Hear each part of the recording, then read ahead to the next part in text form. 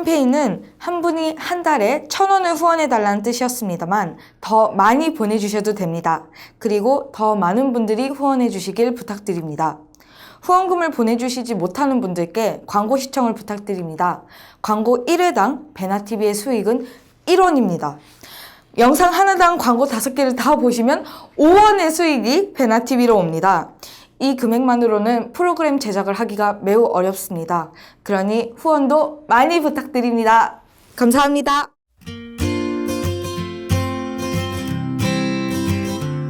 베나 초대석 허정무 감독님 편 다시 돌아왔습니다.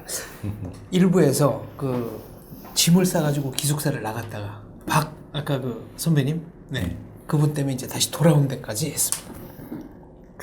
그분 지금도 생각하면은 참 그런 분들이 계셨기 때문에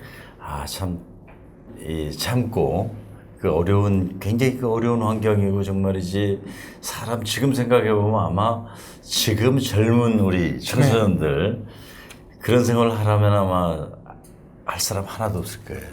동의합니다. 아마 그렇지 않을까요? 전혀 없을 거예요. 근데 그때 당시에 내가 이겨낼 수 있는 큰 힘이 됐지 않았나 이런 생각을 해봐요. 선수로서 자신감을 갖게 된 계기는 있습니까? 자신감. 저는 늦게 시작해가지고 너무 축구를 늦게 시작했기 때문에 사실은 기본기라든가 하다못해 이 정확한 패스, 킥 전혀 몰랐어요 사실. 그러니까 동네 축구 수준, 동네 축구 그냥 뽕 차고 뛰고 하는 정도였지 축구라는 것이 한 사람이 아니고 11명이서 하는 거고, 그럴 때 서로 어떤 전술적인 어떤 움직임을 하고, 어떤 기술이 필요로 하고, 막 이런 것들을 전혀 몰랐어요. 몰랐는데, 그 계기가 됐던 건 뭐냐, 내가 69년도부터 운동을 시작했지만, 정말 이 선배들 하는 거, 그때 당시 우리 선배들 중에서 고지욱 선배라든가, 황재만 선배라든가, 이런 분들이 계셔가지고, 이분들 하는 거 보고, 그 고재욱 선배가 굉장히 노력파였거든요. 그래서 새벽, 어떨 때는 이 밤중에, 이렇게 운동복 입은 채로 잠자다가 운동하려고 일어나다 보면 깜깜하면 몰래 나가서 하고 들어오다 보면 그때 시계가 별로 없을 때예요. 큰 벽시계 하나 있을 때인데 보면 뭐 새벽 3시도 되고 4시도 되고 정말 남 따라잡기 위해서 워낙 제가 뒤처지니까 소질은 있을지 모르지만 현재 수준으로는 엄청 떨어지니까 따라잡기 위해서 굉장히 많은 노력을 기울였는데 결정적인 계기는 뭐였냐면은 70년 멕시코 월드컵이에요. 70년 멕시코 월드컵 때 브라질 팀 펠레, 자일징요, 리베리노, 토스타오 뭐 이런 선수들이 드림팀이라고 그랬잖아요. 20세기 최고의 팀. 우승했고 그게 우리나라에 마침 TV로 처음 방영이 된 월드컵이 처음 방영이 된 게 1970년대 월드컵. 그걸 보고 그러니까 그 사람들이 자일징요라든가 뭐 이 리베리노 이런 몸 움직임, 이 발의 스텝 이런 걸 보고 나가서 연습을 하는 거예요. 훈련하는 거예요. 그걸 따라서 해보는 거예요. 자꾸 익숙하게 될 때까지. 또 훈련할 때 같이 동료들 해보고 안 되면 또 그러니까 그 동작들을 보면서 그 동작을 흉내내보고 그걸 익히고 제가 뭐가 장점이다. 지금도 그러니까 그때 당시에 워낙 어린 나이지만 늦게 시작했지만은 그래도 따라가려고 노력을 많이 했기 때문에 지금도 내가 선수들 감독 시절에도 이 선수들한테 생각하라고 자꾸 주문을 많이 해요. 생각하고 연구해라. 그냥 나가서 뛰는 것만이 노력이 아니다. 혼자 앉아서 생각하고 연구를 해보고 하는 것, 이건 정말 중요한 훈련 중에 하나다 말이지. 그렇군요. 그렇게 얘기를 하는데 그때 당시에 지금도 기억나는 게 리베리노의 왼발 페인트 그리고 자일징요 아주 호쾌한 돌파력인데 몸하고 볼하고 같이 나간단 말이에요. 그럼 몸하고 볼하고 같이 나가기 위해서는 어떻게 해야 될 것인가? 수비가 굉장히 곤혹스러운 거예요. 그렇죠. 이건 파울 내지 않으면 어떻게 저지할 방법이 없으니까. 또 펠레 같은 선수는 정말 너무나 유명한 황제. 그 경기를 운영하는 이 노련미라든가 지능 이런 것들이 또 토스타오 조그맣잖아요. 조그맣지만은 그런 걸 보면서 참 보고 따라가려고 노력을 많이 했어요. 근데 네. 그게 이제 하다 보니까 나중에는 이게 나의 것이 되는 거예요. 몸에 이제 완전히 익히게 되는. 완전하다고 그때 당시에는 볼 수 없지만 뭔가 깨달아지고 아 이게 이렇구나 하는 거를 좀 알게 되는 그런 계기가 되죠. 영등포 시장도 다니셨다면서요? 네? 영등포 시장에 가서 그 사람들 사이로 아니 이렇게 영등포 피하는 시장 정도가 아니라 네. 우리 서울 어디를 가든지 그냥 이렇게 어디 갈 그때 당시만 해도 교통수단이라는 게 뭐 걸어다니는 것도 많았고 이 차가 많지가 않았어요. 이 시내에도. 그렇죠. 그래서 새벽에는 로드웍을 많이 했죠. 로드웍을 하면서 그러니까 영등포구로 이제 유판소 선생님이 1년 충동에 있다 데리고 갔거든요. 가서 거기 가면서부터는 이제 학기 면제를 받고 이 식비도 면제 받고 그래서 조금 그래서 이제 계속 하게 된 네. 동기가 됐죠. 아 그게 아니었으면 축구 그만둘 뻔했는데. 그렇죠. 네. 그게 이제 그때부터 했는데 영등포구 가서는 이제 아침 새벽에 그 로드웍을 하는데 그 어디냐면은 당산동 지금 네. 영등포구청에 있는 데가 영등포구가 있었어요. 아 여의도 근처에 네, 길 건너면 저 당산동에 네, 당산동. 그 지금 영등포구청이 있는데 그쪽에 그 숙소가 있었는데 거기에서부터 저기 저 공항 가는데 화곡동에 그 하이웨이 주유소라고 있어요. 굉장히 먼 거리지. 꽤 머네요. 그렇죠. 네. 저 인공폭포 중간에 있고 그 새벽에 그 뛰어가는 매일. 거예요. 거의 매일. 예. 그러면서 뭐를 하냐. 그때 이제 차가 없으니까 막 찻길로도 많이 네. 뛰고 그러는데 찻길 중앙으로도 막 뛰어가고 그랬어요. 버스라든가 차가 가면 언덕 같은 데서 경주하는 거야.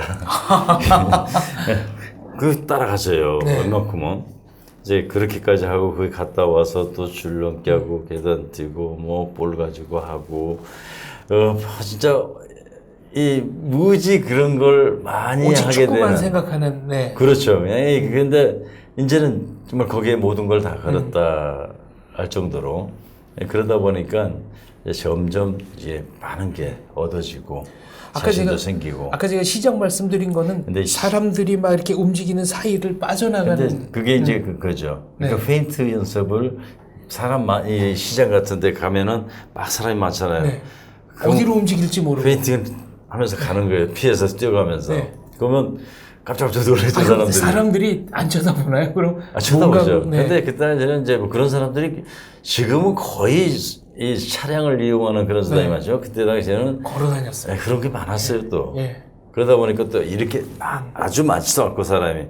그건 그런 데서도 그러니까 그게 뭘 뜻하냐면은 아까 얘기하던 거하고 똑같이 모든 거를 내가 하는 축구에 대입을 하는 거죠.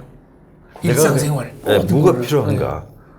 그러니까 걸어 다닐 때는 이 발 뒤꿈치 뛰고 그것도 하나의 훈련이라고. 그러니까 한번 해보세요. 발 뒤꿈치 네. 뛰고 이렇게 걸어다 가면은 처음에는 한 5분 정도만 해도 이 뒤 종아리가 엄청 당겨요.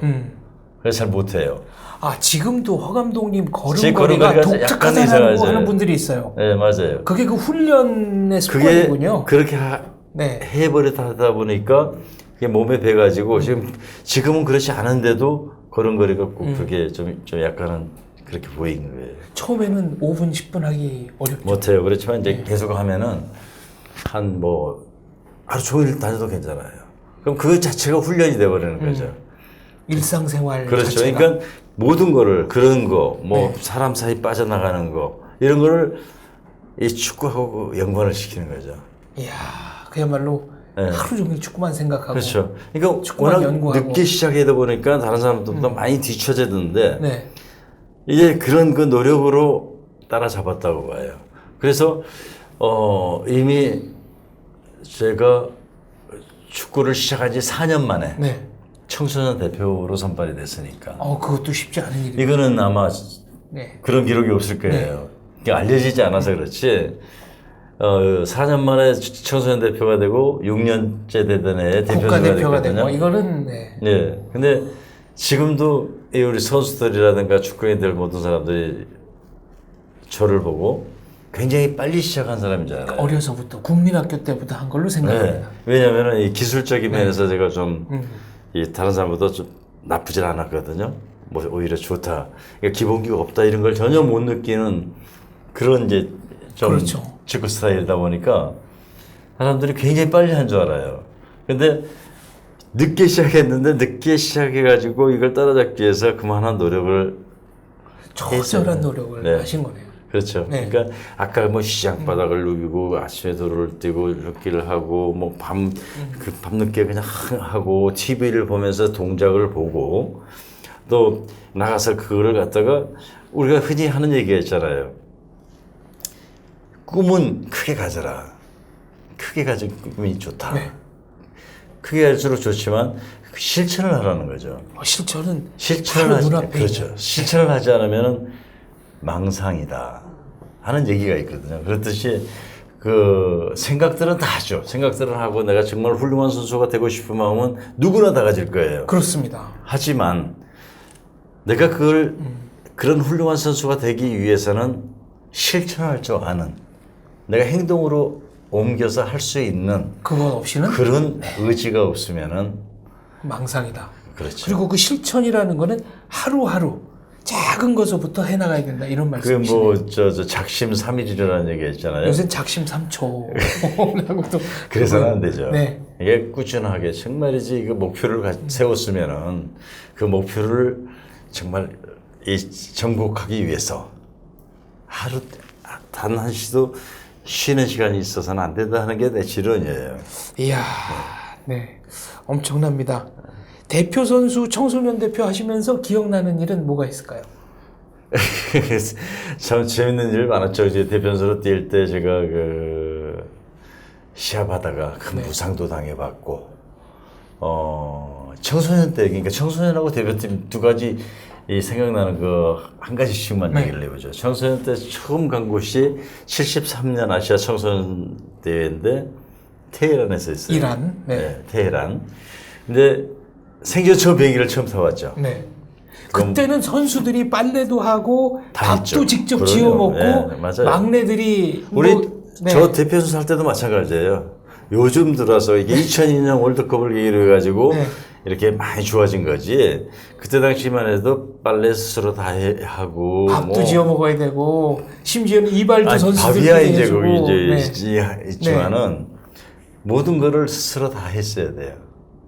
근데 청소년 대회 거기를 이제 처음 갔을 때 그때 이제 기억나는 게 뭐냐면은 그때 제가 고등학교 때예요. 네. 고등학교 2학년 때 선발이 돼가지고 고등학교 3학년 올라가던 해 이제 그 청소년 대회 3월 달이니까 갔는데 그때 그 저하고 라이벌 선수가 박종원 선수라고 있었어요. 연세대학교 나온 네. 그때 박종원. 네. 감독님이 장훈수 선생님이라고 그 경신고등학교 감독이었죠. 나중에 또 대우 경세가 감독도 다니고. 하시고 네. 그렇죠. 예. 근데 그분이 감독으로 가시고 최은택 선생님 돌아가셨지만 두 분 다 돌아가셨지만 이분이 코치로 가셨는데 이 저하고 둘이 라이벌로 굉장히 좀 이 최은택 선생님은 저를 좀 더 선호를 쓰고 하고 싶었고, 네. 네. 장훈 선생님은 또 박종원 이 선수가 또 워낙 네. 또 좋은 선수였어요. 그때 고등학교 같은 네. 동기지만 아무튼 이제 계속 베스트는 이쪽이에요. 근데 경기가 계속 안 풀렸어요. 예선전에 두 경기 다 못 이기고 뭐 이러니까 나보고 몸을 풀라고 그래. 두 번째 경기 때 몸을 풀라고 그래가지고 열심히 몸을 풀었어. 근데 갑자기 나중에 한참 한 몇십 분 풀고 있는데 다시 들어오래요. 네. 그 왜 그러냐고 그랬더니 후보 명단에 없다는 거야. 아, 그러니까 좀 설명을 하자면 지금은 이제 그 월드컵 23명 중에 아무나 다 쓸 수 있지만 그때는 선수 11명하고 나머지 후보 선수 중에서도 5명. 교체 가능한 5명만 따로 명단에 올리는 그렇죠, 예. 이런 시절이었습니다. 네, 그런 그러니까 거기도 시절이었어요. 이제 이름을 못 올리셨던 거예요. 그렇죠. 네. 예, 그래가지고 못 뛴 거예요. 근데 그게 두 번째 경기였는데 네. 그때까지 비겨서 경기가 워낙 안 좋다 보니까 이제 그랬는데 그래서 세 번째 경기에는 나갔어요. 선발로. 네, 나가가지고 그때 어시스트를 해가지고 겨우 1대0으로 네. 이겼어. 그래가지고 이제 예선 통과하고 그랬었는데 그때 이제 그러니까 왜 이런 얘기를 하냐 이게 참 생각나는 거라면은 선수가 경기장에 나가고 싶은 건 누구나 다 똑같은데 네.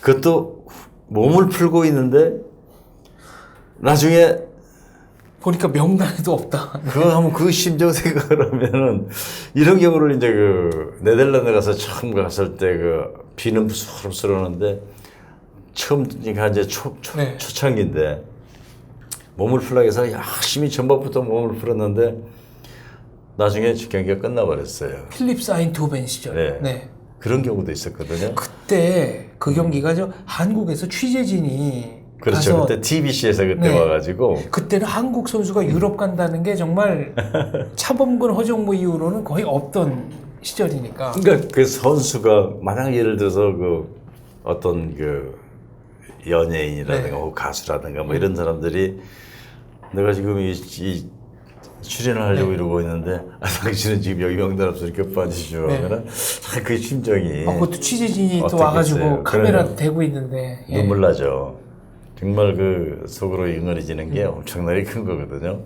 이제 그게 이제 그 청소년 때 있었던 일이고 대표팀 있을 때는 1978년도일 거예요. 네. 1978년도 메르데카베 기억나실걸요? 말레이시아에서. 말레이시아에 사는 네. 쿠알라룸푸르에 사는 메르데카베에 그때 7팀이 와서 풀리그로 해가지고 1, 2팀이 결승하는 그런 방법이었는데 그때 당시에 이라크하고 예선전에서 이제 우리하고 했어요.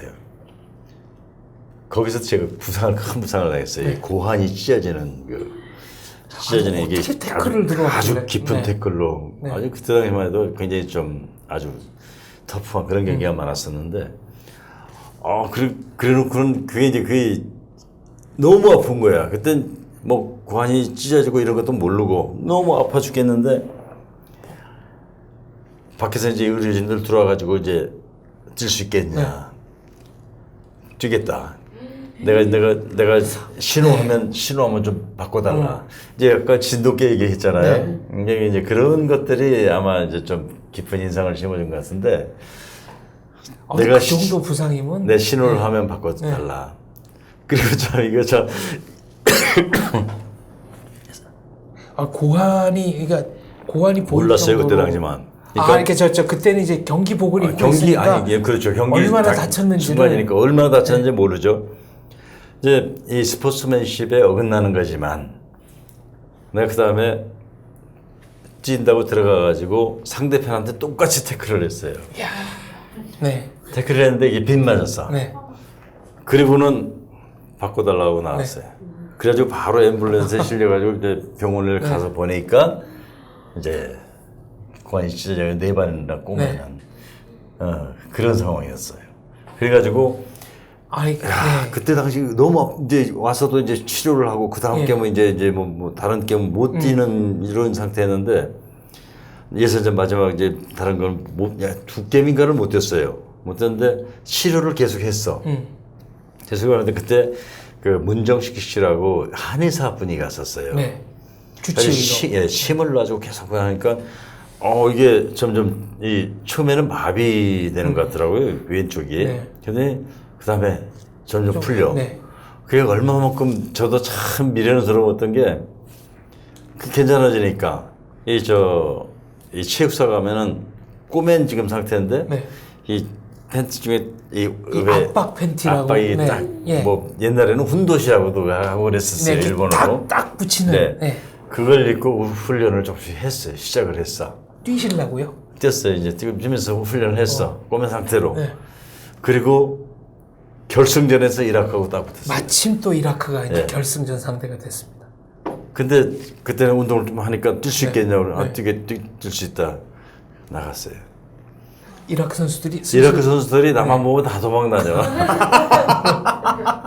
피해다녀. 특히 또 보복 태클했던 선수는 얼마나 무서웠겠어요. 그렇죠. 그때 이제 그 기사 보니까 어떻게 부상나 있고 이거 다 알 거 아니에요. 어디 얼마나 다쳤는지도 네. 다 이제 알 근데 텐데. 이게 나와서 뛰니까 얘들이 이제 오히려 피하는 거야. 결국 결승에서도 우리가 2대0으로 이겨가지고 우승을 했는데 네. 그때 재밌는 거는 참 그 여자 농구 선수들이 ABS대 아시아 여자 농구 선수권 대회. 그때 왔었어요. 뭐 박찬수 선수다, 뭐 조영란 선수다 이런 선수들 다 있을 때 왔는데 나보고 어디 다쳤냐 같은 또 호텔인데 어디 다쳤냐고 물어보는데 야 이거 참 그때는 말도 안 하고 아니 지금은 여자 농구 선수 중에 기혼자도 있고 뭐 그렇지만 그때는 다 저 20대 초반에 네. 파릇파릇한 그럴 때죠. 네. 그때 신동파 선배가 네. 그 감독, 농구 네. 감독이었는데 이 양반 옆에 있다가 야 그래도 다친 있으니까 저렇게 더 물어보지 말라고. 근데 그렇게 네. 뭐 참 재밌게 지내고 그랬었는데 그게 참 기억난 그런 뭐 아까 이제 네덜란드 얘기가 나왔습니다만은 그 당시만 해도 아시아 선수가 유럽에 간다는 거는 없던 때입니다. 그 차범근 선수와 일본의 오쿠데라 선수에 이어서 3호가 허정무. 그렇죠. 근데 그때 당시만 해도 그러니까 이 아시아권의 축구가 유럽 쪽하고 많은 좀 격차가 심했죠. 격차도 있었고 네. 우리나라에 초청해서 하는 팀들 보면 아마추어 팀들 있잖아요. 네. 이런 팀들이 오고 그랬었어요. 그러니까 그때 뭐 그 외국 프로 축구의 19세, 20세 팀이 와도 한국 대표가 못 이겼습니다. 그렇죠. 네. 근데 이 오쿠데라 차범근 저 뭐 이렇게 이제 막 가고 그러면서 아시아 축구가 점점 알려진 거죠. 저 같은 경우에도 이제 차범근 감독, 차범근 선배가 가서 잘하고 그러니까 유럽에서 다르게 보고 네. 또 다른 어떤 선수 있느냐 그래가지고 이제 우리 이제 저도 가게 된 네. 동기가 되고 그랬는데 지금은 뭐 아주 보편화돼 가지고 상당히 인정을 받고 있지만 그때 당시만 해도 참 어려웠던 시절. 그때는 네덜란드에 한국 식당 자체가 거의 없던 시절 아닌가요? 하나도 없었죠. 예. 하나도 없었어요. 교민들도 많지도 않았고 노테르담하고 암스테르담 쪽에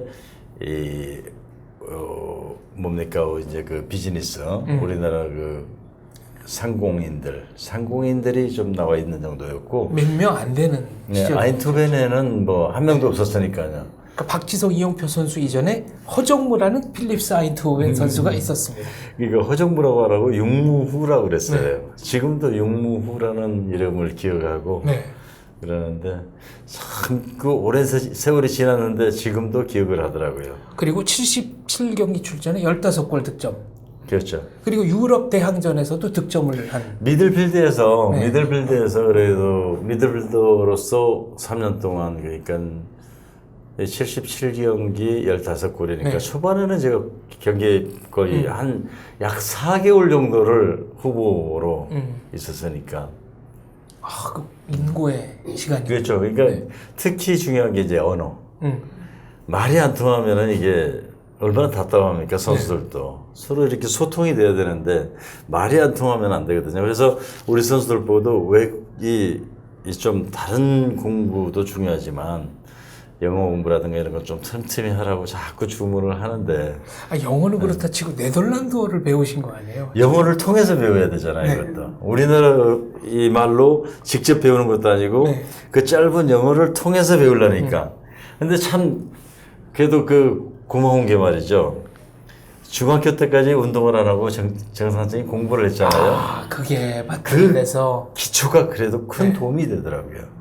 그러니까 지금도 보면은 이제 우리나라 네. 그 협회에서도 공부하는 선수가 돼야 된다. 정부에서도 그렇고. 그래서 이제 수업 다 수업을 들어가게 많이 하고. 들어가게 하는데 그거는 참 잘하는 일이라고 생각돼요. 네덜란드 시절의 에피소드 기억나는 일 뭐가 있을까요? 요한 크라이프겠죠? 세계적인 톱스타. 네. 요한 크라이프하고 저하고 3번 맞대결. 맞대결을 네. 했는데 제가 한 번은 실려 나온 적도 있고. 요한 크라이프가 저 팔꿈치 가격을 예, 해서 예. 네덜란드 신문에 크게 났습니다. 그러면 네. 그리고 그 다음에 명승부로 기억되는 또 승부도 있었고 3번에서 첫 번째 했을 때 전반 끝나고 크라이프 선수가 교체돼서 나갔어요. 허정무한테 시달리다가. 네, 그 당시까지만 해도 정말 영웅인데 세계적인 영웅이고 도저히 잡을 선수가 없다 할 정도로 그랬었는데 저한테 좀 시달렸죠. 네. 그리고 교체돼서 나갔는데 그 두 번째 경기에 이게 팔뚝급지로 가격을 나갔어요. 의식을 하고 있었다는 거네요. 요한 그렇죠. 크라이프가. 예. 네. 그리고 세 번째 마지막 경기에서 이제 FA컵 준결승에서 네. 2차전에서 붙었는데 참 대단한 사람들 재밌는 게 우리 아인투벤에 제가 적을 두고 있고 요한 크라이프는 네덜란드의 영웅만이에요. 네. 근데도 그날 이제 내가 2주 전에 이 가격을 당하고 2주 후에 이제 홈앤더웨이니까 네. 아직 우리 복수전입니다. 홈에서 하는데 거기서 2대0으로 지고 왔어요. 네. 지고 왔는데 이제 난 실려 나오고 그게 여기 와서 우리가 2대0으로 또 이겼어. 그리고 연장전에서 또 1대1로 비기고 그래가지고 승부차기로 우리가 졌어요. 그래서 그게 명승부로 이제 꼽히는데 거기 팬들이 이 플래카드를 이렇게 딱 적어 놓은 게 재밌는 거예요. 크라이프. 거기 나라의 영웅 아니에요. 그렇죠. 아주 그 뭐 누가 뭐 얘기할 수 없는 영웅인데. 월드컵 준우승 2번 할 때 주역인데 물론 이제 2번째는 안 나갔지만 네덜란드 최고의 아주 독특한 사람이죠. 네, 그러니까 국민 영웅. 74년 월드컵에 나갔고 78년 아르헨티나 월드컵을 그 테러 위협이 있어서 못 가겠다고 안 나갔고 네. 82년 스페인 월드컵을 유니폼 네. 지가 원하는 유니폼 나 있겠다 그래가지고 또 그 협회가 안 맞아가지고 못 나갔고 아주 그 독특하고 개성이 뚜렷한 선수죠. 근데 그 프레카드가 뭐라고 적혀 있냐면은 크라이프 죽여라 못하나 아니 그렇게 상상할 수 없잖아요. 네. 그래서 이거 상상하기 참 힘들지. 그렇죠. 국민 영웅. 한국에서 박지성 선수 그렇게 막 비판하는 거랑 똑같은 거예요. 그리고 그 다른 좀 난리 날 거예요. 네. 근데 애들은 그만큼 우리 팀, 응? 우리 지역의 팀이 우선이야. 허정무는 우리 선수다. 그렇죠. 우리는 허정무를 응원한다. 그렇죠. 예. 네. 그러니까 뭐 이선지 아시아의 그 좀 조그맣고 머리 까만 이게 문제가 아니고 네. 우리 선수다 이게야. 예? 완전히 동료로 인정을 해준 거네요. 자전 이 3번의 경기를 계기로 해가지고 지금까지도 나를 기억하고 있는 사람이 네. 많은 게 그 경기가 네. 굉장히 팬들한테 네. 요게 이제 필립스 아인토벤 시절의 허정무. 네. 괜찮죠? 네. 이때까지만 해도 좀 쓸만했는데. 요 뒤도 좀 봐주십시오. 요 뒤도 중요한 내용이 있습니다. 야, 내가 팬레 타고 왔어요. 팬레 타고 와가지고. 기억하시네요. 이거 그래서 제가 중학교 1학년 때 팬레터 보낸 데 대한 이 허정무 선수의 답장. 네. 필립스 아인토벤 공식 엽서에 이렇게 써주신 답장입니다. 자랑하려고 네, 제가 자랑하려고 갖고 나왔습니다. 앨범 밤새 뒤졌습니다. 야, 이걸 아직까지도 네. 보관하고 있다는 게. 이거 저로서는 정말. 제가 이거를 이 엽서를 받고 친구들한테 얼마나 동네방네 자랑을 하고 다녔는지 지금이랑 똑같이 그럼 그때는 와 이게 뭐야? 그러다가 뒤를 봐. 그러면 이거 직접 쓰신 거야? 이렇게 돼서 네 80년 11월 27일 그러니까 저 중학교 2학년 때입니다. 야, 거기 간지 몇 개월 안 됐을 때. 네. 내가 80년 7월부터 거기 있었으니까. 네. 그러니까 80년 7월 18일 날에 결혼을 하고 네. 80년 7월 23일 날 그러니까 5일 후에 네덜란드로 갔어요. 신혼 때. 결혼식 5일 후에. 이 결혼 얘기 안 할 수 없습니다. 당대 최고의 방송 진행자 톱스타이던 최민아 국가대표 축구선수 허정무의 결혼.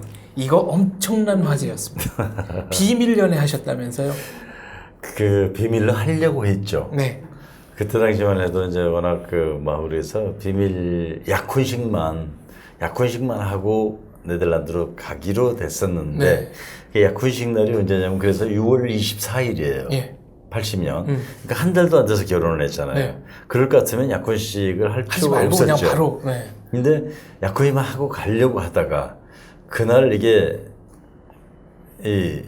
폭로가 됐어. 기자들이 알아챘군요. 네, 알아챘어요. 이 약혼식 날. 네. 그래서 정오 뉴스에 터져버렸어요. 그럼 이제 못 막습니다. 그래서 약혼식을 비밀리 하려다가 그냥 네. 오픈이 돼버린 거예요. 그러니까 최민아 여사는 당대 최고의 방송 진행자였고 그러니까 1호죠. 남녀 MC로는 1호. 우리나라에. 임성훈 최민아 그렇죠. 콤비가 예, 되게 예. 유명했습니다. 예. 가요청백전에다가 그렇죠. 그리고 허정무 선수도 당시 태릉 선수촌 전 종목 통틀어 여성 팬레터 1위. 네, 꽃미남. 네. 농구 선수들한테 열광하지만 당신은 왜 운동 선수들은 좀 우락부락하고 못생겼다는 선입관이 있었는데 정말 미남 스타가 나온 겁니다. 근데 지금도 그러니까 지금 뭐 나이 들어서 이렇게 이 산에 있지만 네. 참 고맙게 생각을 하고 있어요. 항상 감사하는 마음으로 지내는 게 뭐냐면은 지금까지도 그래도 이렇게 팬들이 기억해주고 생각해주고 네. 이게 어떻게 보면 다 축구를 통해서 그렇게 된 거거든요. 그렇죠. 그래서 내가 이제 언제까지 활동을 할 수 있을지 모르지만은 축구를 통해서 얻은 거, 그러니까 축구를 통해서 좀 돌려줘야 된다는 마음이 항상 있어요. 허정부 최민아 부부가 훌륭한 점은 네덜란드에서 정말 사회생활 잘했다는 겁니다. 그러니까 예를 들어 허정부 선수의 첫 골이 터졌을 당시 관중석에 있던 최민아 MC가 감격에 겨워 눈물을 터뜨리니까 다른 모든 그 선수단 부인들이 와가지고 축하한다고 한 5분, 10분 동안 이렇게 같이 얼싸안고 같이 울어준 사람도 있고 또 83년에 필립스 아인트호벤 퇴단하고 이제 한국 프로축구 생겼을 때 오니까 필립스 아인트호벤이 서울에서 열리는 한국에서 열리는 대통령배 대회에 그렇죠, 아예 예. 단체로 출전을 해줬습니다. 2회나 출전 내줬죠. 그렇죠. 82년 두 번 다 우승했습니다. 네. 두 번 다 아니 한 번 우승 못하고 한 번 우승했어요. 우승할 때 한국 대표팀 3대2로 이겼을 예, 때가 3대 이제 1로 83년. 네, 서울운동장에서 제가 가서 봤습니다. 동대문구장이죠. 그때 예. 봤어요? 네. 그리고 그때 인상적이었던 거는 그 유럽 선수들, 네덜란드 유럽 선수들이 육무 후 이렇게 무등 태워가지고 네. 자 이제 오늘이 네 필립스 아인트호벤 마지막 경기다 그래서 관중들이 환호하는데 이렇게 트랙 한 바퀴 돌아줬습니다. 네, 글쎄요. 야, 그래서- 경력 좋다. 아니 그래서 제가 그때만 해도 유럽 축구 선수들이 워낙 우리랑은 격차가 있던 테니까 그러면 야 가서 어느 정도로 잘했으면 선수들이 저렇게 육무후를 좋아할까 제가 굉장히 인상적이었어요.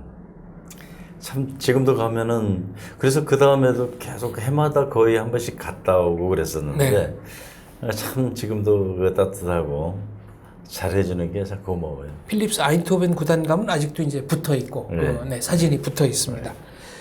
아까 그 요한 크루이프 얘기가 나왔는데 86년 월드컵 때는 마라도나 마크맨 타임즈 표지에 나왔습니다. 제가 선수로서는 그러니까 참 좀 그래도 복이 많은 것 같아요. 네. 왜 그러냐면은 좀 그래도 세계적인 스타. 네. 그러니까 이 축구로서만 봐도 스타가 있고 슈퍼스타가 있잖아요. 네.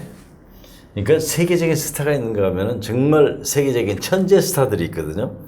그 천재 스타들을 꼽는다면은 쭉 뽑아보면은 이 펠레, 네. 마라도나, 보비 찰튼, 또 바켄바우어, 네. 요한 크라이프, 미셸 플라티니, 네. 프랑스에 뭐 네. 이런 선수들이 보비 뭐 이런 선수들이 그러니까 세계적인 스타지. 요즘은 뭐 호나우드다, 네. 메시다 이런 선수까지 이런 선수들이 이제 세계적인 스타에 속하는데 저는 좀 그래도 복이 많은 게 그런 세계적인 스타들하고 경기를 그래도 많이 직접 해봤다는 해봤다. 거죠. 네. 예, 마라도나, 네. 요한 크라이프, 또 베켄바우, 네. 또 루메니게 네. 뭐 이런 선수들하고 경기를 해봤어요. 직접. 그러니까 야 이름만 들어도 정말 네. 참 영광이죠. 네. 네. 근데 그 마라도나 수비할 때 태권도 수비라고 그 좀 억울하시다면서요? 좀 억울하죠. 그럼 네. 사실 억울하죠. 지금 왜 어디 그 첼시 감독가 있는 콘티인가요? 네. 첼시 감독 맞죠? 네, 확인해 보겠습니다. 요새 뭐 콘티가. 감독이 자주 네. 바뀌니까. 그게 저 멕시코 월드컵 때 아르헨티나, 이태리 대표팀으로 이태리 뛰었어요. 대표팀. 네. 그때 또 저하고 또 같이 또 맞붙었던 우리가 선수예요. 3대2로 졌는데 그때 한 골 그렇죠. 넣으셨어요. 네. 그게 허정무의 A매치 월드컵 마지막 골. 그렇죠. 마지막 골이죠. 네. 예. 근데 이런 선수들하고 할 수 있었다는 게 참 그 아주 그 나한테는 복이 많다는 거고 억울한 게 뭐냐면 그때 마라도나 갈 때도 사실은 경고도 안 받는 그렇죠. 그런 상황이에요. 네. 근데 뉴욕 타임즈에 악마의 편집. 표지에 나왔어요. 악마의 편집. 네. 네. 공은 날려버리고 네. 그냥 이 발 들어가는 것만 네. 차니까 사실은 너무 잘하니까 네. 잘하니까 다소 위협적인 그런 그 네. 근데 볼이 그 딱 뜬 상태에 볼을 걷어내차는 그런 동작으로 했기 네. 때문에 파울은 났지만은 경고도 안 받은 거예요.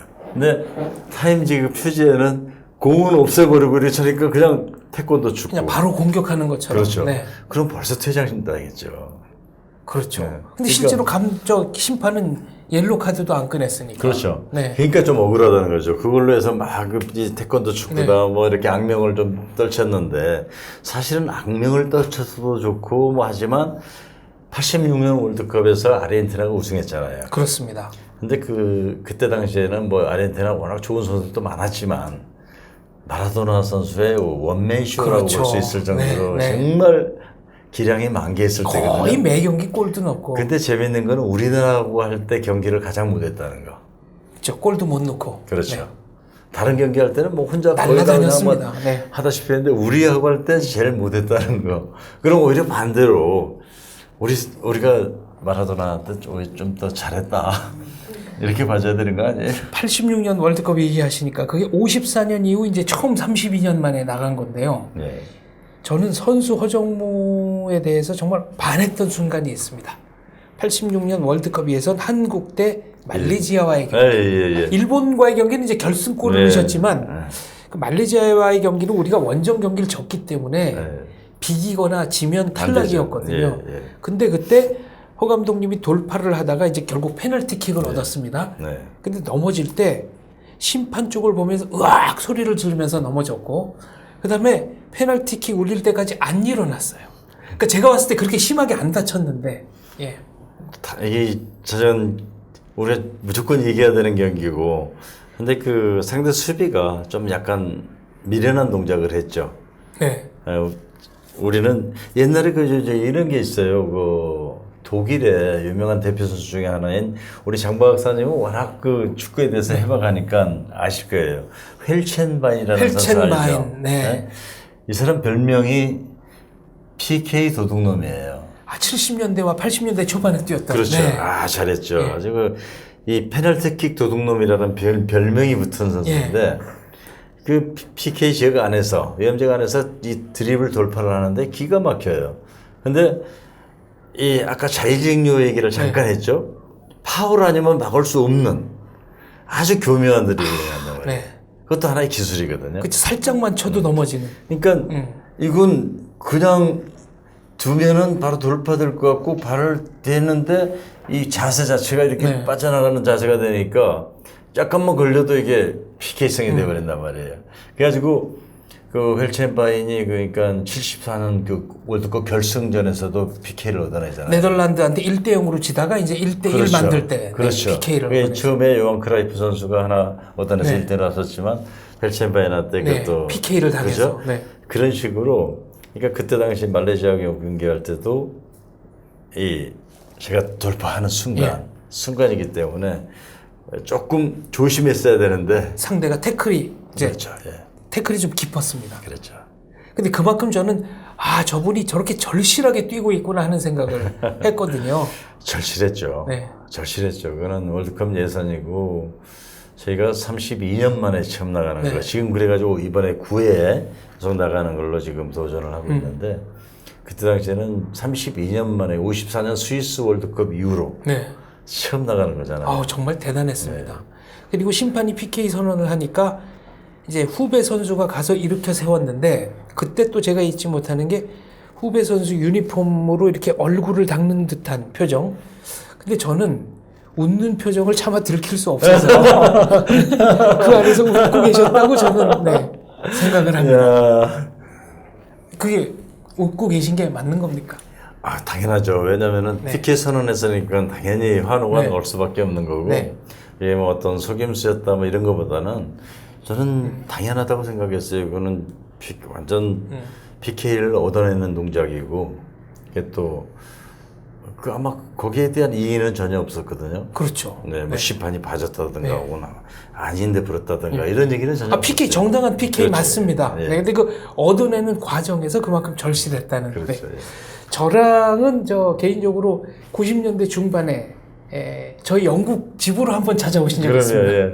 그때 당시에 그러니까 이 축구 여러 가지 자료 소집에서부터 축구 공부하러 갔는데 그때 우리 장원재 박사님한테 상당히 많은 도움을 받았었죠. 근데 그때 지금도 기억나는 게 그 축구 서적. 네. 서적 찾으러 그냥 서점에 가서 찾아보고 또 좋은 선수들 그 비디오 테이프 그때 당시에 가져온 것 중에 지금도 가장 기억에 남는 테이프 중에 하나가 조지 베스트 선수의 그 경기 장면 정말 천재적인 선수죠.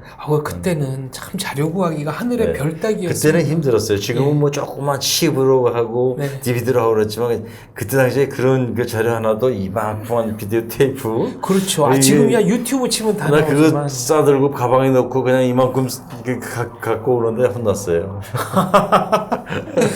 아무튼 그게 벌써 20년 그러네요. 더 된, 아주 오래된. 네. 정말 오래됐다. 아까 이제 그 어린 시절 축구를 할 수밖에 없었던 어떤 운명 같은 얘기를 하셨는데 사실은 그 밖에도 운명이 또 하나 있습니다. 선수 은퇴한 다음에 축구 아닌 다른 거를 하면은 꼭 이게 문제가 생깁니다. 플라스틱 공장 사장님 하시다가 네, 공장에 불납니다. 그렇죠. 근데 이제 굉장히 불은 났지만 그때 당시만 해도 그래도 밥을 하면서도 우리 거래처 뭐 회사들한테 큰 인정도 받고 네. 그래가지고 어느 정도 하고 나서 이제 우리 애기 엄마가 이제 맞고 저는 그때 포항으로 왔었죠. 포항에 포항, 이회택 네. 감독님이 그때 좀 요청이 있어가지고 처음에 그러니까 포항으로 간 게 아니고 이태리 월드컵 코치로. 트레이너로 그때 이제 요청이 있어가지고 맡겨놓고 거기를 가게 됐죠. 거기 갔다 와가지고 포항으로 또 오라. 그래가지고 거기 가가지고 있는 동안에 불이 난 거죠. 야, 어떠셨어요, 심정이? 뭐 담담했어요, 솔직히. 이제 그 연락을 받고도 사람 다쳤냐고 물어보고 사람 피해는 없다, 사람 다치지 않았다. 뭐 직원이 그냥 거기서 라면 끓여 먹다 자지 창고에서 이 불이 났다고 이제 그랬는데 뭐 사람 다치니까 네. 그럼 됐다. 사람 안 다쳤으면 됐고 그 이제 수습하자. 나중에 이제 그만두게 된 동기가 참 사람들한테 그때 당시 축에 계속 투자를 하고 그러는데 상당히 그 사람들에 대한 이게 굉장히 힘들더라고요 사실. 그리고 집사람 혼자서 꾸려나가기도 좀 힘들고. 공장들도 와서 도와주고 그러셨다면서요. 그러냐. 예. 배우 차인표 씨가 한 수상 소감에서 이렇게 말한 적이 있습니다. 어둠은 빛을 이길 수 없고 거짓은 진실을 이길 수 없고 남편은 아내를 절대 이길 수 없다. 근데 맞는 것 같네요. 근데 최미나 여사 말을 안 듣고 부득부득 보증을 쓰셨다가 집을 날려먹고 집을 빨리 처분하려다가 그 와중에 또 사기를 당해서 이중으로 지금 생각해도 생생하게 저한테는 정말 큰 인생 공부였지 않나 이런 생각도 해보고요. 지금도 그때 당시에 그러니까 저희 집사람한테 미안하다고 내가 사과를 처음 했을 거예요 그때. 정말 미안하다. 이건 내가 잘못했다. 앞으로 두 번 다시 이런 일이 없을 거고 우리 젊으니까 다시 시작하자. 그래서 아는 사람 도와주다가 그렇죠. 그러니까 다 아는 사람들이죠. 뭐 후배, 친구, 뭐 이런 사람들이죠. 그때 당시 IMF 딱 터지는 시기인데 98년 그때인데 한꺼번에 엄청 다 터졌어요. 이게 뭐 집을 담보로 해서 보증을 서줬는데 그걸 집사람이 하지 말라고 그렇게 말렸는데 아니 어렵다는데 이런 때 안 도와주면 언제 도와줄 거냐. 왜 어렵다는데 좀 도와줘야지. 근데 제가 몰랐던 거죠. 사회를 너무 몰랐던 게 집을 보증으로 해가지고 그걸 그냥 이제 담보로 해가지고 보증을 서줬으니 이게 참 집이 이제 사람들이 알면 그게 참 좀 그렇죠. 너무 어리석은 거죠.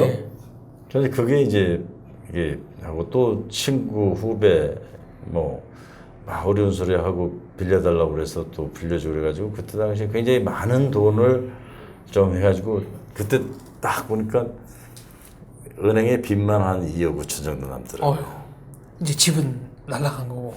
그렇죠. 경매 들어가고. 그러니까 지금 말씀하신 대로 경매 들어갔다고 해서 이거 빨리 처분해가지고 이걸 정리를 하자고 그랬는데 그 와중에 거기서 또 사기를 맞고. 그때 많은 공부를 했죠. 그래도 집사람한테 참 고마운 게 그 와중에 제가 집사람하고 애들한테 정말 미안하더라고요. 그때 당시에 그 집을 떠나서 다른 데로 이렇게 경매 들어오니까 또 뭐 참 그 느낌 네. 당해보지 않은 사람은 몰라요. 아. 이거 말로 표현하기가 상당히 힘든데. 얼마나 막막하겠습니까? 그래도 다행인 것이 네.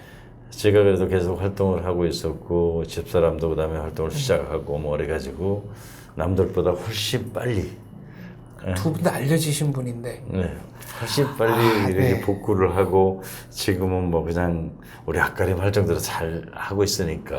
아, 그러면 그 결혼 몇 주년 때 제2의 결혼식 한번 하신 적 있잖아요. 은혼식. 은혼식. 그렇죠. 그러니까 그게 25년 은혼식이죠. 그 굉장히 의미가 있는, 개인사적으로도 의미가 있는. 그렇죠. 예. 네. 예. 근데 그때 새신랑처럼 하고 나오셔가지고 예, 또 화제가 됐습니다. 저희가 신라 호텔에서 그 결혼식을 했었고 네. 거기에서 은혼식을 또 했죠. 지금은 손자, 손녀 5명인 할아버지이신데 절대 그렇게 안 보이십니다. 근데 보통 이제 할아버지 할머니가 되면 손자, 손녀 얘기를 계속 하게 된다잖아요. 그러신가요? 아니 다 이뻐요. 네.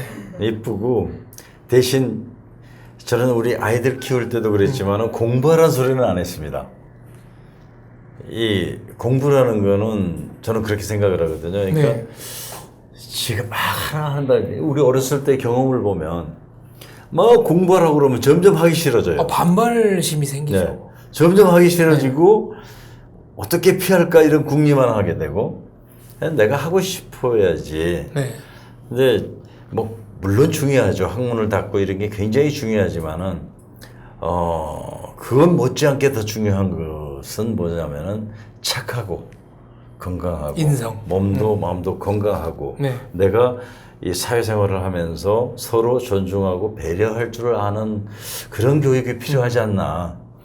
네. 그래서 아이들한테는 공부하는 소리 절대 안 했는데도 다 근데도 이렇게 잘, 네. 대학교도 잘 가고 다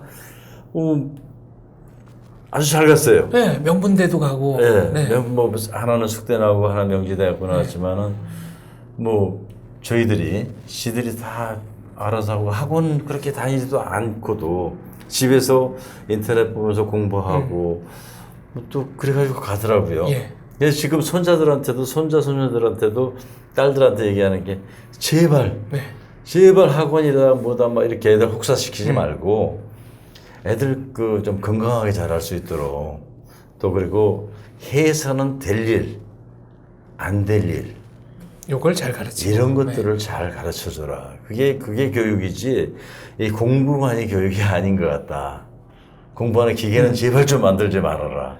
첫 손주들이 태어났을 때 국가대표팀 감독하고 계셨습니다. 아주 기억이 생생하죠. 네. 그게 왜냐면 남아공 월드컵 예선인데 굉장히 이제 아주 지옥의 조라고 불릴 만큼 우리 조에 이란, 사우디아라비아, 한국, 네. 네, 북한, 아랍에미리트 뭐 이렇게 했는데 사우디아라비아는 사실 우리가 사우디아라비아에 들어가서 못 이겨본 게 27년 됐었어요. 그때 당시에. 그러니까 2008년도에 27년 됐. 네. 그때 그랬었고 다른 지역까지 다 합쳐서도 19년 동안 이겨보지를 못했어요. 사우디 강했습니다. 그때. 네, 사우디한테 못 이겨보던 그런 팀인데 우리는 분수령이죠.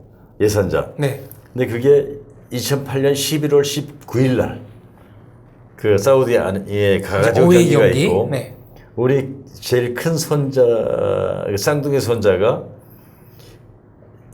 11월 17일 날 났어요. 이틀 전에. 네. 그 소식을 이제 거기 현지에서 이렇게 듣고 이걸 듣고 얘기하는 거를 우리 박지성 선수가 들었어요. 아까 얘기를 한 건 아닌데 옆에 있다는지 우연히 들은 거군요. 이제 이제 듣고선 알게 된 거예요. 네. 알게 돼가지고 그날 경기하는데 이근호 선수가 첫 골을 넣었는데 넣자마자 바로 선수들이 와서 아기 이게 어른은 이걸 세레머니를 해줘가지고 지금 나중에 우리 손자들 크면 그거 모습을 그거다. 보여주려고. 그러니까 그때는 선수들이 그 사실을 모른다고 생각하셨던 거고, 그렇죠. 예, 깜짝 놀라셨던 표정이 아주 생생합니다. 네. 그래가지고 이제 이 화면도 대표도 이렇게 보관해 놓고 있어요. 이야, 참. 그 다음에 이제 우리 홈에 와가지고 이미 월드컵 진출이 결정된 확정되고, 상황이었지만은 이란하고 할 경기를 할 때 아이들이 이제 또 기는 모습을 또 이렇게 줄 지어서 세레모니를 기어가는 열차 기어가기 네, 세레모니. 그때 당시에 그 주장이 박지성 선수였고 뭐 이영표, 이은재, 안정환, 이정수 뭐 이런 선수들 많이 있었지만 참 고마워요. 박지성 선수 얘기가 나온 김에 한마디 드리겠습니다. 박지성, 이영표, 구자철, 김보경, 곽대희, 김신욱, 이을용 다 다른 감독들은 재능이 별로 없다고 생각했는데 감독 허정무가 우겨서 뽑은 선수들입니다. 그렇죠. 대부분 A매치 데뷔를 이제 뭐 제가 좀 시킨 것 같아요. 그리고 기성용, 이청용 이 두 선수도 재능은 있다.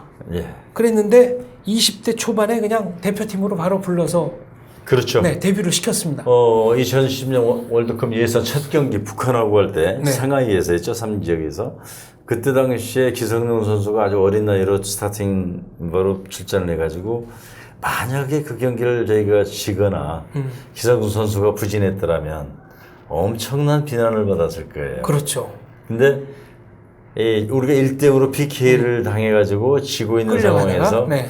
기성용 선수가 중거리 슛 골을 한 방에, 넣었어요. 네. 가슴으로 드래핑 네. 해줘야 되는데 그걸 계기로 해가지고 기성용 선수하고 이청용 선수도 이제 데뷔를 했고 말인데 이 선수들이 아주 그 활짝 피어나는 인정받는 그런 계기가 됐죠. 딱 보면 보이시나요? 대부분 보이죠. 아, 저 선수의 대부분 네. 왜냐면은 기준이 있어요. 기준. 네. 기준을 놓고 보면은 크게 벗어나지는 않아요. 근데 박지성 선수 같은 경우에는 허정무 감독 이전에는 주목하는 사람이 없었고 뭐 곽태희 선수도 마찬가지고요. 그렇죠. 그 독특하신 거지 않습니까?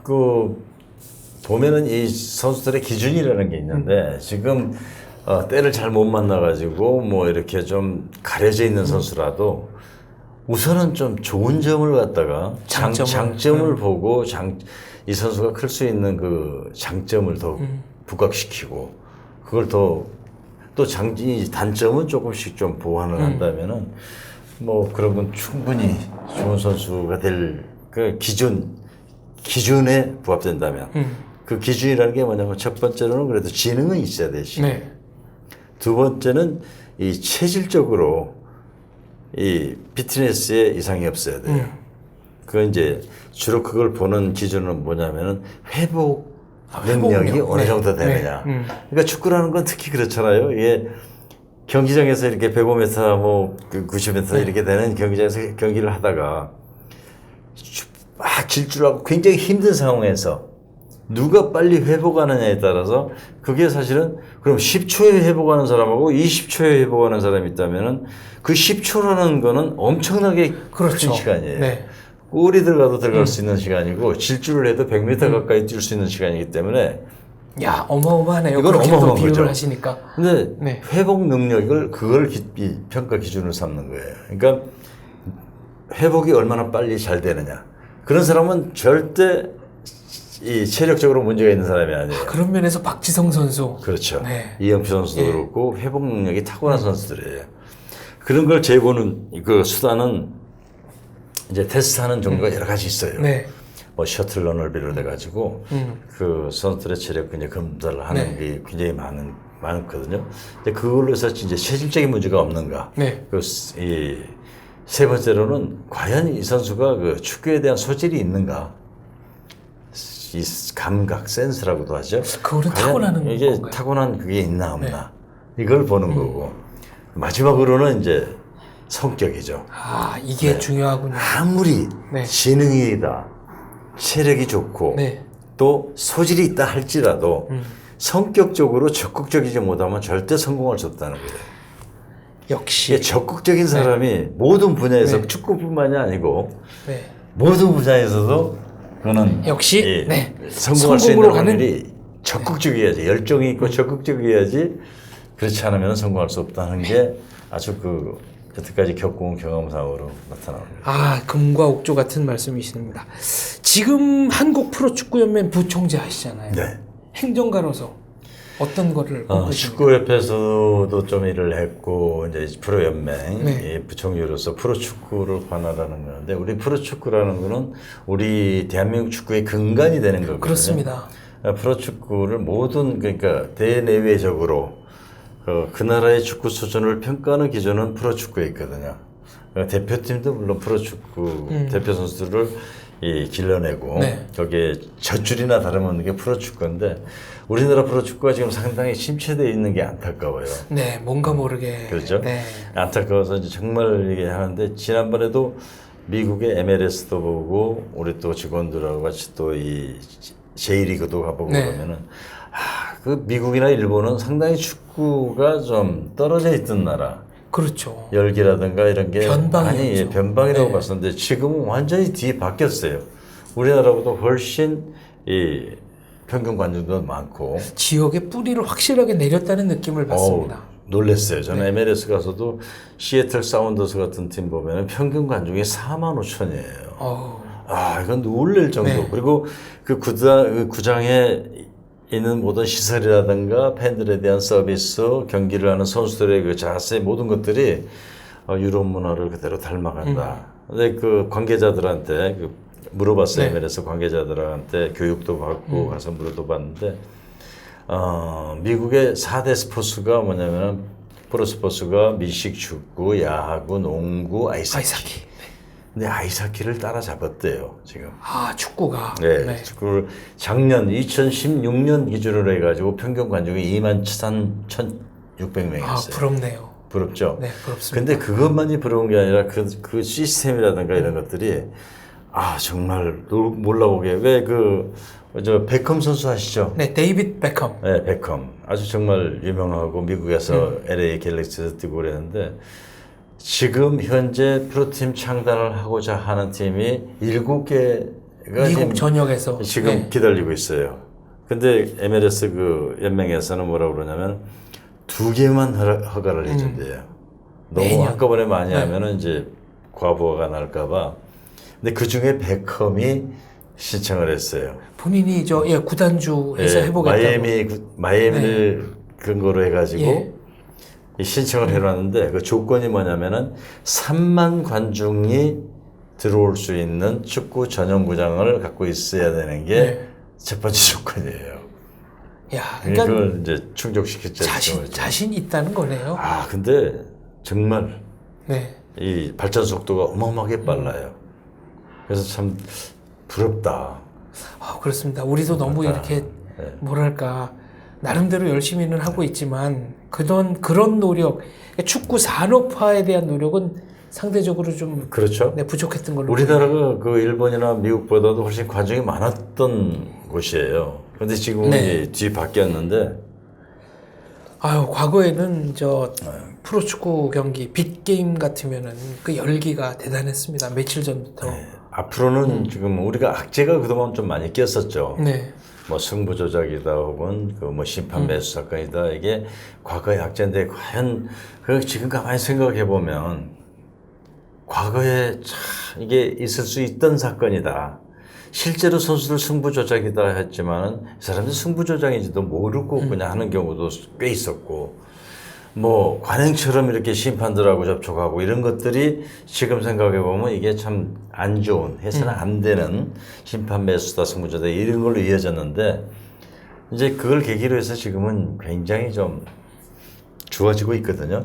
그래서 앞으로 이제 우리가 좀 더 하나하나 고쳐 나간다면은 더 좋은 그런 이 방향으로 발전하지 않을까 이런 생각을 해요.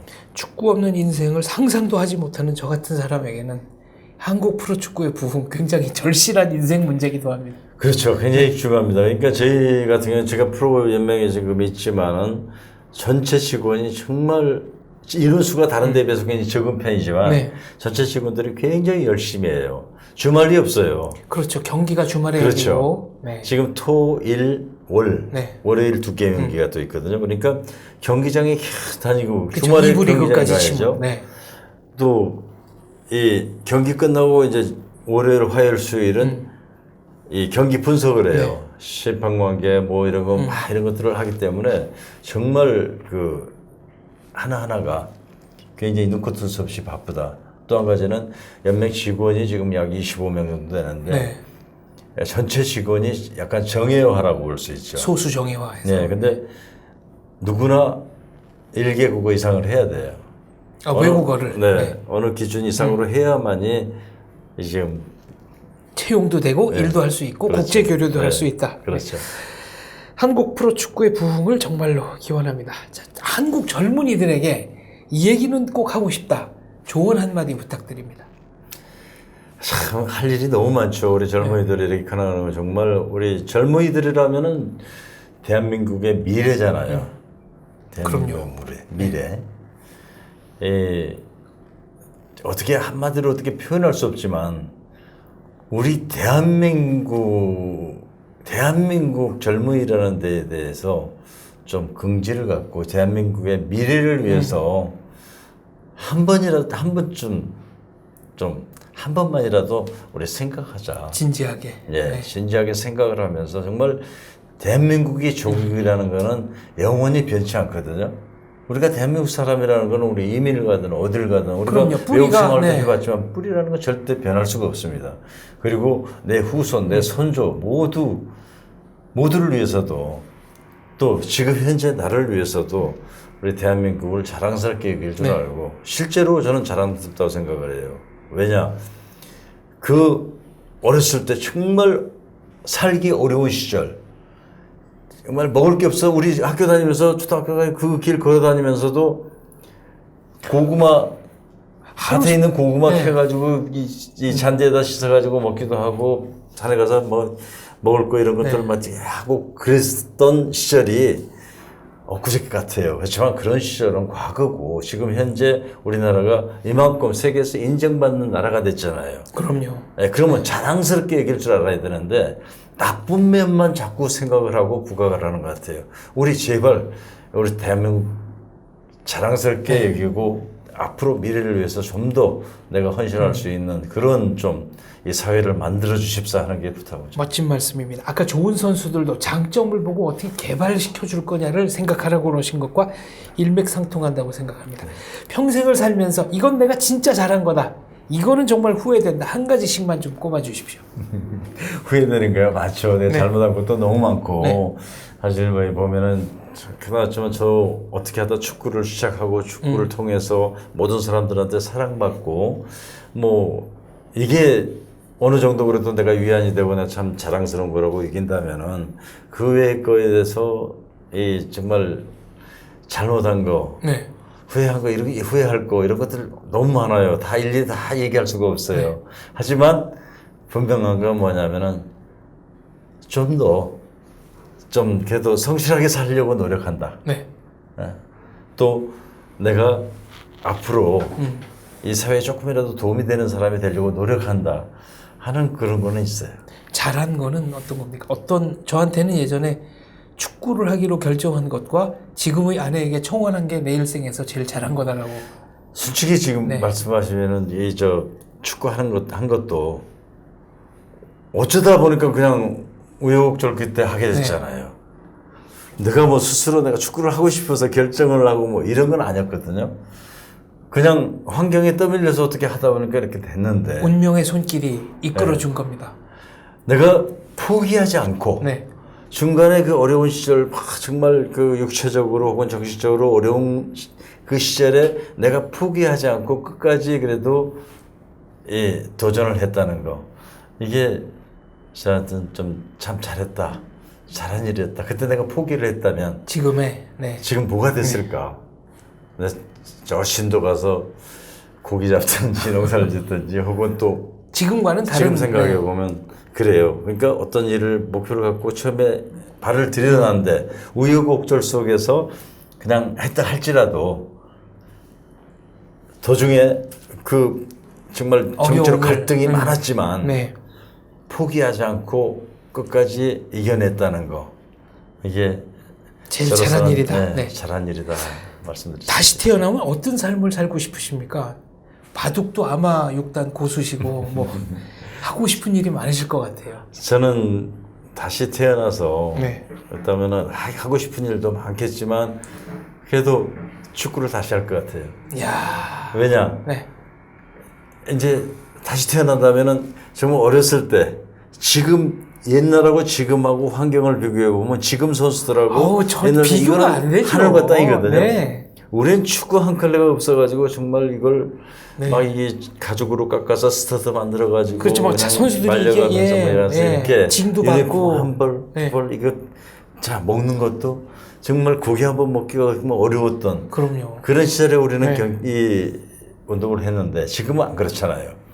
지금은 다 식단도 스포츠 과학에 맞게끔 그거 다 하고 체계적 경기 관리해주죠. 자체 운동장도 우리 잔디 운동장도 못 썼잖아요. 국가대표도 잔디에서 못 네. 찾은 시절이죠. 근데 지금은 정말 좋은 환경 속에서 정말 옆에 다 좋은 후원을 받으면서 하는데 좀 빨리 어렸을 때 체계적으로. 체계적으로 좀 더 네.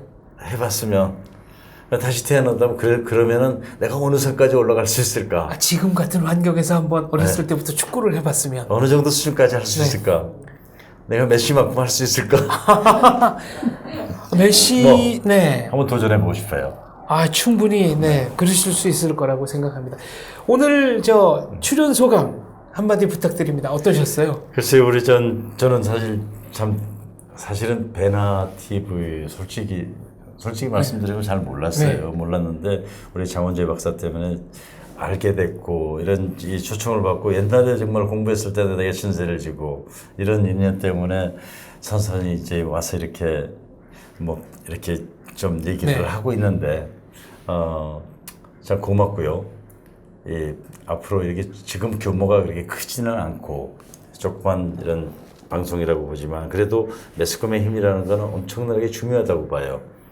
부디 좀 전에 젊은이들한테 얘기했던 것처럼 우리 대한민국에 참 많은 미디어들이 있고 정말 어떻게 보면 너무 많다 싶을 정도로 있는데 정말 미디어다운 미디어, 이 사회에, 국가에 조금이라도 좀 도움이 될 수 있는 그런 방송이 되기를 기원하겠습니다. 감사합니다. 축구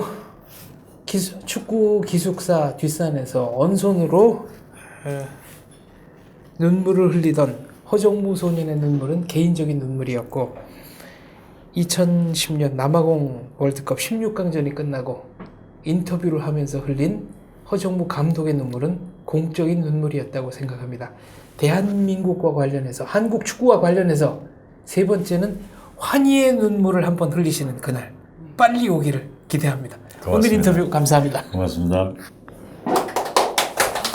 감사합니다. 아우 장시간이었네. 네. 여기 사인도 정말 부탁드립니다. 하나는 TV 개인이고요. 하나는 베나 TV에 걸려고요. 여기 책에도 하나. 책을 어디서 구했네 그래도. 감사합니다. 이렇게 흥분하는 거 간만에 보네. 저는 어릴 때 축구 열심히 봤거든요. 저 운동 같은 거 좋아해서. 아, 저 우리 엄PD는 검도 유단자입니다. 오. 네. 아니 그런 거 얘기하지 않으셔도 돼요. 저희 돌아가신 아버님이 검도 유단자시셨어요. 운동하신 분들은 그 얘기하고 좋아하세요. 그런가요? 좋죠.